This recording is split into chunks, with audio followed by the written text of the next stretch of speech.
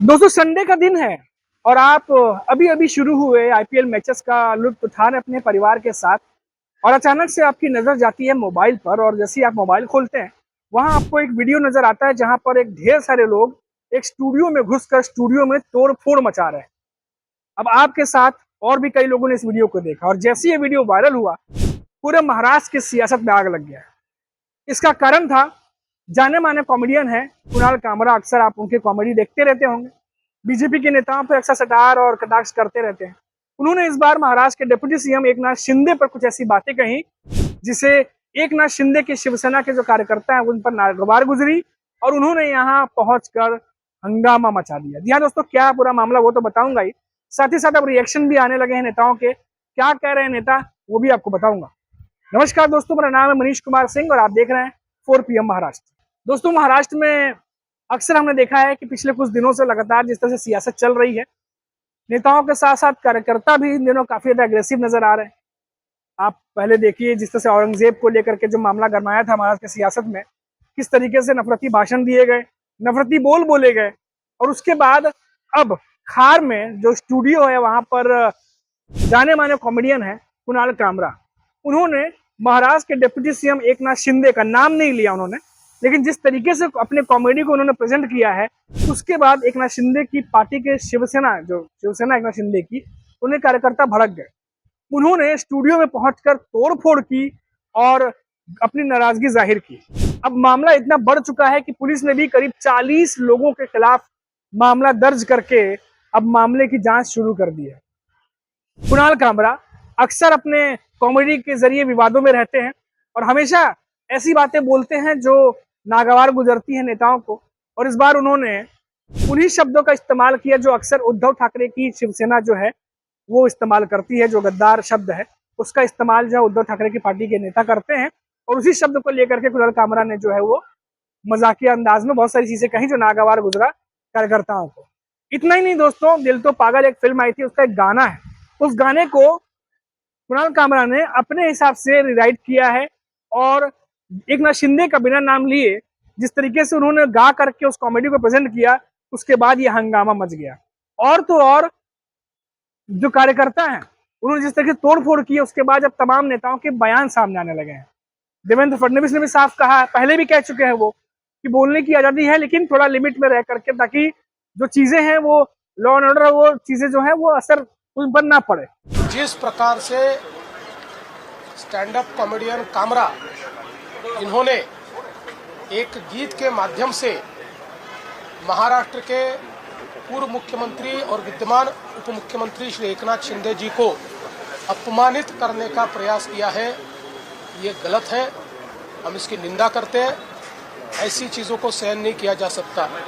कामरा को मालूम होना चाहिए कि 2024 के चुनाव में जनता ने निर्णय कर दिया है कौन गद्दार है कौन खुद्दार है।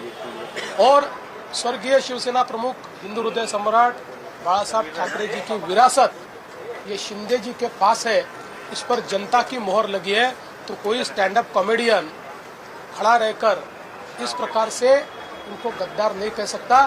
जनता ने दिखा दिया, जिन्होंने गद्दारी की, जिन्होंने बाला साहब ठाकरे के विचारों से गद्दारी की, उनको घर भेजने का काम ये जनता ने किया हुआ है। और मैं ये मानता हूँ कि कॉमेडी करने का भी अपना अधिकार है, व्यंग कसने का भी अधिकार है।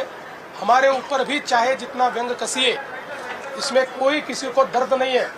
लेकिन अगर जानबूझकर अपमानित करने का और इस प्रकार से इतने बड़े नेताओं को बदनाम करने का काम अगर कोई करेगा तो मुझे ऐसा लगता है कि उसको सहन नहीं किया जाएगा। उस पर जो भी कानूनन कार्रवाई है वो कार्रवाई की जाएगी। ऐसा ही अजीत पवार ने भी बयान दिया है कि बोलने की आजादी है लेकिन लिमिट में रहकर कि ऐसी चीजें ना बोले कि मामला पुलिस तक पहुंच जाए। तो ये तमाम चीजें हो रही हैं और कई सारे नेता जो है महायुति के वो कड़ी कार्रवाई की मांग कर रहे हैं कुणाल कामरा के खिलाफ। अब ये पूरा मामला जो है तूल पकड़ता जा रहा है दोस्तों महाराष्ट्र में। अब सियासत भी तेज हो गई है। महाराष्ट्र की सियासत आप देखिए पिछले कुछ दिनों से लगातार, क्योंकि होली के समय पे आपने देखा होगा उस समय भी जो है काफी ज्यादा धर्म को लेकर के जब चुनाव संपन्न हुए उसके बाद से लगा कि चीजें शांत हो जाएंगी, लेकिन लगातार बढ़ती चली गई। होली के टाइम पे भी काफी ज्यादा जो है वो बयानबाजी देखने को मिली। उसके बाद औरंगजेब की कब्र को लेकर के आपने देखा कि किस तरीके से बयानबाजी हुई, तमाम नेता जो एक दूसरे पर निशाना साधते हुए नजर आए और किस तरीके से साधा है वो सब कुछ डिटेल हमने आपको दिखाई है। लेकिन अब जब एकनाथ शिंदे पर कुणाल कामरा ने इस तरह की बातें कही हैं, गाना जो गाया है, अब उसको लेकर महाराष्ट्र में बवाल थम नहीं रहा है। महायुति के नेता जहां एक तरफ लगातार कुणाल कामरा पर जो है वो केस करके उस पर कार्रवाई करने की मांग कर रहे हैं, वहीं दूसरी तरफ एकनाथ शिंदे के कार्यकर्ता हैं जो लगातार एग्रेसिव और गुस्से में। अब देखिए ये मामला कहां तक पहुंचेगा, कहां तक नहीं पहुंचेगा, तो आने वाला वक्त बताएगा दोस्तों। लेकिन इतना जरूर है कि इस मामले ने जो है बाकी के जो सियासी पार्टियां हैं उनके भी नेताओं को मौका दिया है इस पर राजनीति करने का, और वो भी बयानबाजी कर रहे हैं। कुणाल कामरा ने मुझे नहीं लगता कुछ गलत कहा है। गद्दारों को गद्दार करना ये किसी पर हमला करने की बात नहीं है। जो गद्दार है वो गद्दार है।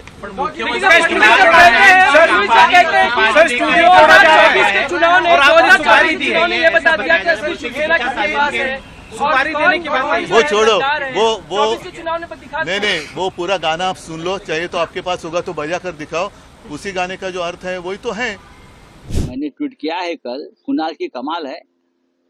कुणाल कामरा को मैं अभी से नहीं जानता हूँ, जब वो हमारे पे क्रिटिसाइज करता था तब से मैं जानता हूँ। कुणाल कामरा ने हमारे ऊपर भी इसी प्रकार से टीका टिप्पणी की है। देखिए, मैं मानता हूँ कि एक फ्रीडम ऑफ एक्सप्रेशन है।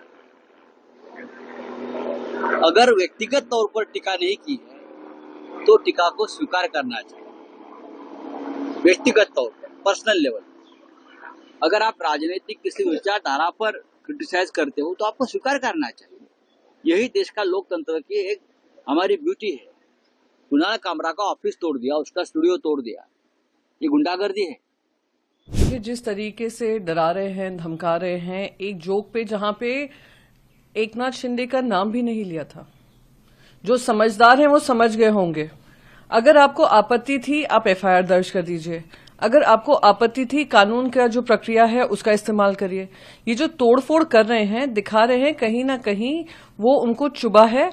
उनको पता चला है कि जो बोल रहे हैं, जोक के माध्यम से बोल रहे हैं, उसमें सत्यता है, इसलिए जाकर इन लोगों ने इस तरीके की हमला किया है। और हमला कहाँ किया है? हमला उस स्टूडियो में किया है जहां 1 महीने पहले उन्होंने ये रिकॉर्डिंग की है।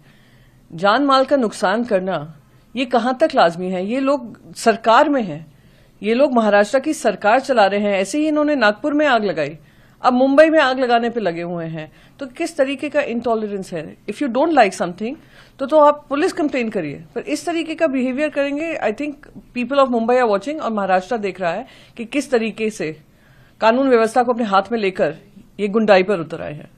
अब देखिए दोस्तों, ये मामला जो है उसकी मैंने आपको पूरी डिटेल दे दी, रिपोर्ट दे दी। लेकिन महाराष्ट्र की सियासत की, जैसे मैंने आपको बताया कि पिछले 20-25 दिनों से जिस तरीके से सत्ता में बैठे जो नेता हैं वो काफी ज्यादा एग्रेसिव नजर आ रहे हैं, महाविकास अघाड़ी के नेताओं से भी ज्यादा।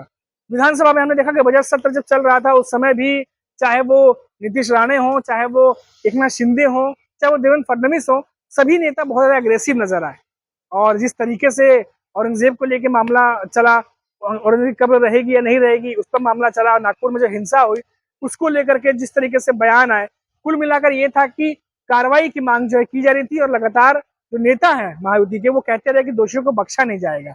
और महाराष्ट्र में एक चीज खत्म नहीं हो रही है, दूसरी शुरू हो जा रही है। और महाराष्ट्र में इन दोनों खासतौर से देखा जा रहा है कि सियासी पार्टियां जो हैं उनमें शांत का माहौल है ही नहीं। सारे के सारे जो नेता हैं वो इन दोनों एक दूसरे पर बहुत ज्यादा एग्रेसिव नजर आ रहे हैं। और ये जो हाल ही में अभी जो मामला हुआ है कुणाल कामरा का, उसे देख करके लग रहा है कि ये मामला अभी और भी बढ़ेगा। अभी के लिए इतना ही। आप देखते रहिए 4PM महाराष्ट्र। नमस्कार।